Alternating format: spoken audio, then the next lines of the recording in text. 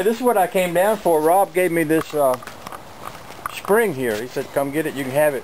You know, Rob, all the way down here, I've had this new vision of my trailer. I had originally thought I'm going to build a little box, put the axle in the middle, sits flat on there.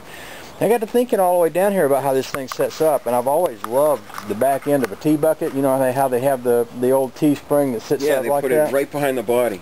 And I was thinking, instead of doing that, I could mount that front axle with this. I could drop the Coke box down in front of it like it was a T-bucket kind of deal, and have the weight sort of be on the front, but that would be okay. And then set the back up just like a T-bucket. So if you come up behind it, you'd almost think you're following a T-bucket or something like that. Whole different concept. I love these springs. I've always loved the looks of them. Geez, that's awesome. Sometimes in order to visualize a thing, it helps to kind of set it up so you can begin to get an idea of what it would look like. So what I have here is an A model axle with a Model T rear spring, and the spring perch from the original old frame that Rob from YouTube gave me. And I don't know how many of you have seen it or are old enough to remember it, but back in the day, Norm Gabrowski's original T-bucket had a rear spring set up just like that. And I was thinking, you know, I've been wanting to make this Coke box trailer, and I originally was kind of, you know, picturing just setting the Coke box up on top of there, but the more I thought about it, I didn't quite have it worked out in my mind.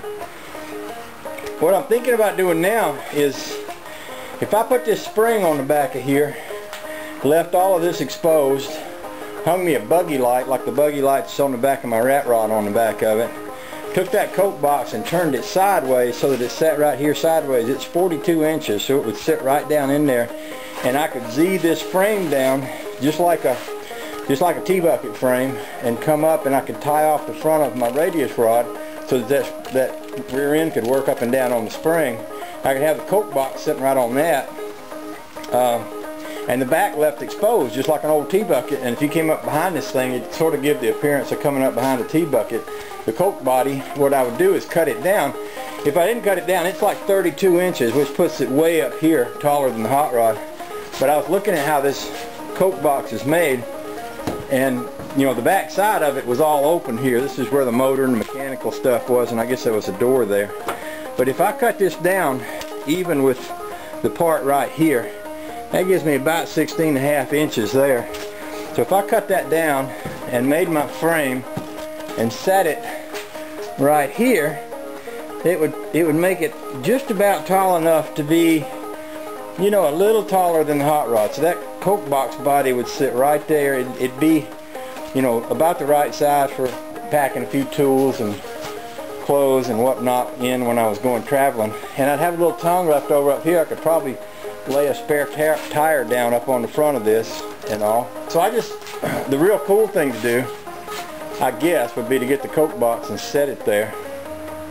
It'd be even cooler if I could cut it down, but I don't want to cut the Coke box until I'm absolutely sure that that's what I want to do, because, you know, it's a cool thing in and of itself. On the other hand, it's not going to be any less cool if I cut it down and make a nice trailer out of it. And it sure is going to look good behind the hot rod. I mean, that would make a honking trailer setup. Be different, be completely different than anything else anybody else is going to have. And it would be old and all original stuff. I'm liking the idea of it. I'm liking it a lot.